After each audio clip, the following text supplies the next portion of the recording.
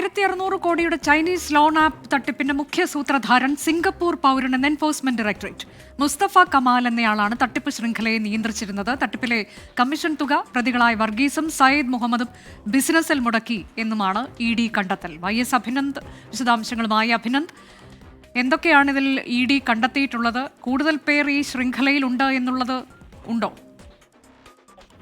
Anuja, loan ആപ്പിൽ register ചെയ്ത രേഖകൾ ദുരുപയോഗം ചെയ്തും മോർഫിങ്ങിലൂടെ നഗ്നചിത്രങ്ങൾ കാട്ടിയും ഇടപാടുകാരിൽ നിന്ന് വലിയ തുക ഇവർ തട്ടിയതായി ED നേരത്തെ കണ്ടെത്തിയിരുന്നു. ഇതിന് പിന്നാലെയാണ് കോഴിക്കോട് സ്വദേശികളായ 2 പേർ അറസ്റ്റിലായത്. സയ്യിദ് മുഹമ്മദും TG വർഗീസ് എന്നിവരാണ് പിടിയിലായത്.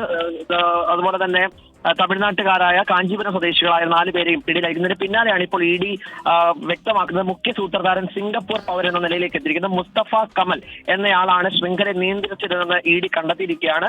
അന്വേഷണം വിദേശത്തേക്കും നീട്ടാനാണ് ഇപ്പോൾ EDയുടെ തീരുമാനം. തട്ടിപ്പിലെ കമ്മീഷൻ തുക പ്രതികളായ വർഗീസും സയ്യിദ് മുഹമ്മദ് ബിസിനസ് ആവശ്യങ്ങൾക്കായി മുടക്കിയെന്നും ED കണ്ടെത്തിയിട്ടുണ്ട്. പ്രതികൾ 4 ദിവസത്തെ ED കസ്റ്റഡിയിലാണുള്ളത്. കൂടുതൽ അന്വേഷണം വ്യാപിപ്പിക്കാൻ തന്നെയാണ് EDയുടെ തീരുമാനം. പ്രതികൾ ചൈനയിലും ക്രിപ്റ്റോ നിക്ഷേപം നടത്തിയതായി ഇപ്പോൾ ED കണ്ടെത്തിയിരിക്കുകയാണ്. ഈ മലയാളി സംഘത്തെ ഒപ്പം തന്നെ തമിഴ്നാട്ടിൽ നിന്ന് പിടിയിലായവരുടെ ഈ സംഘത്തെ നിയന്ത്രിച്ച ഈ സിംഗപ്പൂർ പൗരനെ കേന്ദ്രീകരിച്ചുള്ള അന്വേഷണം ഇപ്പോൾ ED വ്യാപിപ്പിക്കാനാണ് തീരുമാനിച്ചിരിക്കുന്നത്. അനുജ, ചൈനീസ് ലോൺ ആപ്പ് തട്ടിപ്പിന്റെ കൂടുതൽ വിശദാംശങ്ങളാണ് ഇപ്പോൾ YS അഭിനന്ദ് നൽകിയത്.